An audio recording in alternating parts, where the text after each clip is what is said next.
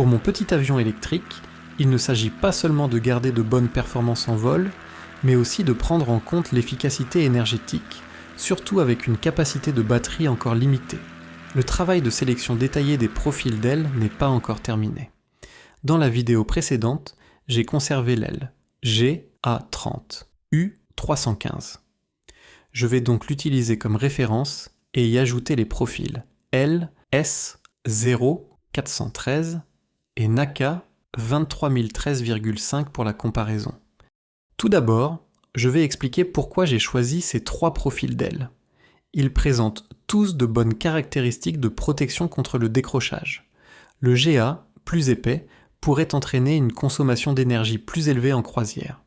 J'ai donc ajouté deux profils légèrement plus fins pour la comparaison. Mon objectif est de trouver celui qui offre le meilleur équilibre entre performance aérodynamique et traînée. Avant de présenter les résultats, je voudrais d'abord expliquer comment j'ai vérifié la fiabilité de mes calculs. 1. La comparaison du CP. Avant de comparer les performances aérodynamiques, j'ai comparé mes résultats de simulation avec les données de soufflerie disponibles pour la distribution du CP. Malheureusement, je n'ai trouvé des données que pour le profil LS. Mais comme les trois profils ont été simulés dans les mêmes conditions, je considère que la validité des résultats est globalement équivalente. Les données proviennent du rapport technique de la NASA, numéro 1498, où la distribution du CP pour le LS à un angle d'attaque de 12 degrés est présentée dans la figure 13. Il n'y avait pas de tableau de valeurs disponible. J'aurais bien aimé que GPT puisse m'aider à les extraire directement.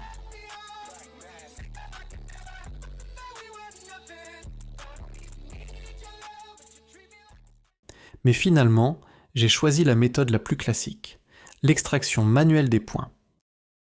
Après avoir importé les données, on peut voir que les résultats de simulation pour les surfaces supérieures et inférieures correspondent assez bien aux données de soufflerie. Dans l'essai en soufflerie, le nombre de Reynolds était de 2 × 10 à la puissance 6.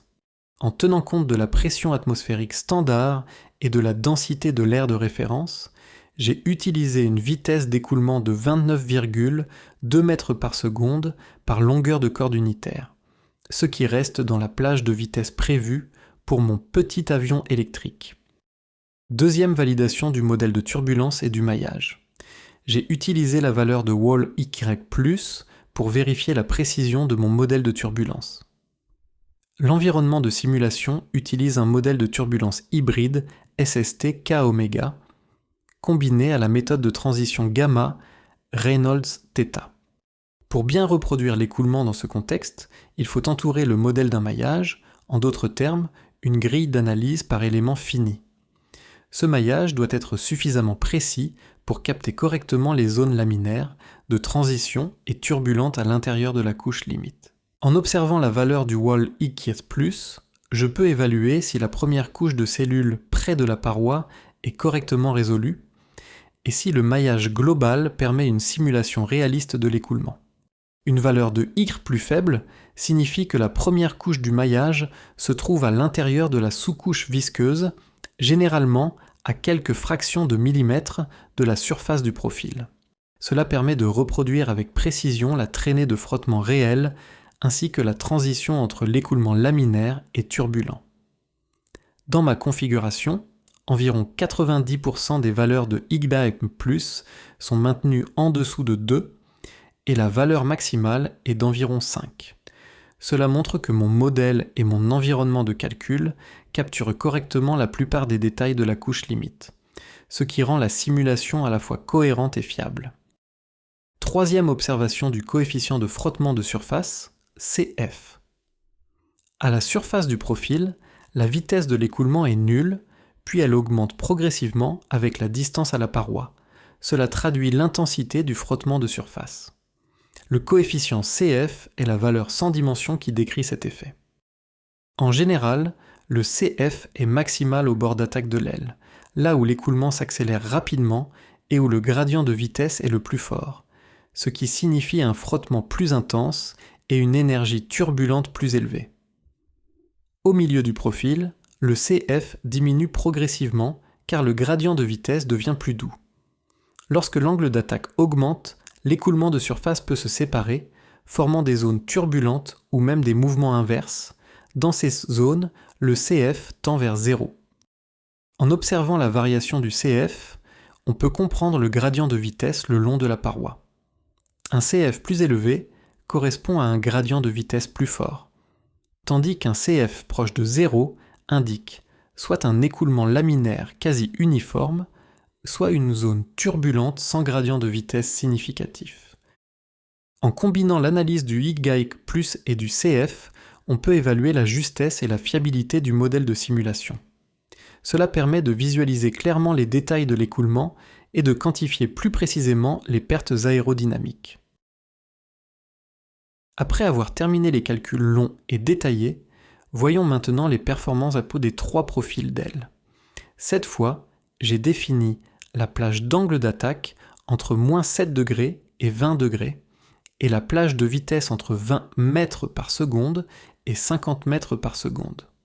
Mon objectif était non seulement de comparer les caractéristiques de décrochage à différentes vitesses, mais aussi d'évaluer les performances de croisière dans ces conditions. 1. Commençons par les paramètres les plus simples à comprendre, le coefficient de portance, CL, et le coefficient de traînée, CD. Pour évaluer la stabilité, les résultats de CD restent remarquablement constants, atteignant un minimum à angle d'attaque nul et formant une courbe globalement parabolique et aplatie. Pour le portance, j'ai conservé la même méthode de moyenne que dans la vidéo précédente en comparant les résultats pour toutes les vitesses. Le GA présente le pic de CL le plus élevé à 15 degrés d'angle d'attaque et la diminution après ce pic est relativement douce, offrant une marge plus large pour la récupération après le décrochage. Enfin, j'ai comparé le rapport CL sur CD afin d'observer la largeur et la pente autour du pic, ce qui reflète l'efficacité aérodynamique. Deuxième évaluation de la stabilité, moment de tangage CM. Lorsque CL égale à 0, CM0 est positif. Cela signifie qu'en absence de portance, le moment de tangage au quart de corde est positif, c'est-à-dire que l'aile principale génère un moment cabreur. Pour assurer l'équilibre, l'empennage doit fournir un moment piqueur. Pour le profil NACA, le CM0 minimal est de 0,007. De plus, une pente négative indique une stabilité statique, comme je l'ai expliqué dans ma précédente vidéo sur ce sujet. Lorsque l'angle d'attaque dépasse 0 degré, les profils GA et NACA présentent une stabilité statique légèrement réduite à différentes vitesses. Troisième comparaison de l'efficacité en croisière. La méthode que j'ai utilisée repose sur la contrainte portance égale poids. À différentes vitesses, j'ai d'abord déterminé la valeur de CL nécessaire pour satisfaire cette condition, puis j'ai trouvé l'angle d'attaque correspondant afin d'obtenir les valeurs de CL sur CD et de CD à cet angle. En comparant les 3 profils, on constate que, sous la même contrainte de portance et pour toutes les vitesses étudiées, le profil GA présente le CD le plus faible et le rapport CL sur CD le plus élevé. Cela signifie que le profil GA offre la meilleure efficacité de croisière parmi les 3. Alors, quel profil d'aile devons-nous choisir ?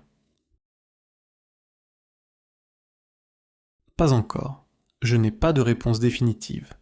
Tous les calculs précédents supposent une surface idéale relativement lisse.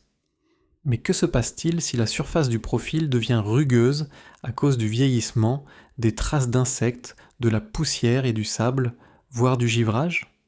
La suite ? Je referai les calculs en tenant compte de ces conditions réelles de vol, très susceptibles de se produire.